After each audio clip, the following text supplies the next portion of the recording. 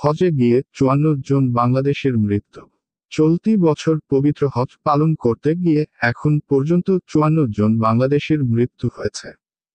এর মধ্যে পুরুষ রয়েছেন 41 জন এবং নারী 13 জন। শনিবার 29 জুন হজ পোর্টালের বুলেটিনে এমন তথ্য জানানো হয়েছে। সৌদি আরবের আইন অনুযায়ী মারা যাওয়া ব্যক্তিদের সে দেশে দাফন করা হচ্ছে। বুলেটিনে বলা হয়েছে, পবিত্র হজ পালন শেষে এখন পর্যন্ত দেশে ফিরেছেন 28,941 জন হাজি। সৌদি থেকে মোট 74টি ফ্লাইটে এসব হাজি বাংলাদেশ ফিরেছেন। এর মধ্যে বিমান বাংলাদেশ এয়ারলাইন্স 23টি, সৌদি এয়ারলাইন্স 30টি এবং ফ্লাইনাস এয়ারলাইন্স 21টি ফ্লাইট পরিচালনা করে। গত 20 জুন থেকে হজের ফিরতি ফ্লাইট শুরু হয়। ওই দিন বাংলাদেশ বিমানের প্রথম ফিরতি ফ্লাইট 417 জন হাজি নিয়ে শাহজালাল আন্তর্জাতিক বিমানবন্দরে অবতরণ করে।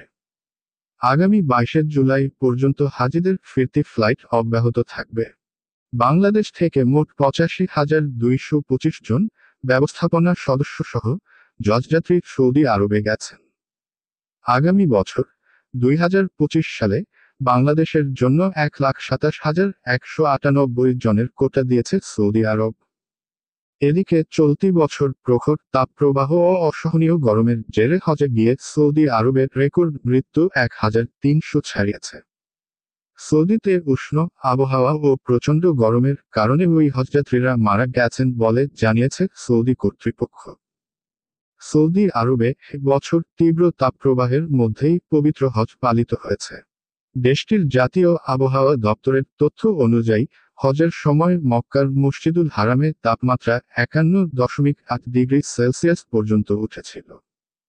অন্যদিকে হজ পালন করতে গিয়ে এখন পর্যন্ত 54 বাংলাদেশের মৃত্যু হয়েছে বলে জানিয়েছে ধর্ম মন্ত্রণালয় দাঁড়ি। এর মধ্যে মক্কায় 43 জন, মদিনায় 4 জন, মিনায় 6 জন ও জেদ্দায় 1 জনের মৃত্যু হয়েছে। এদের মধ্যে হজের আনুষ্ঠানিকতা শুরুর আগে 17 জন, বাকি 37 জন হজের আনুষ্ঠানিকতার শুরুর পর মারা গেছেন।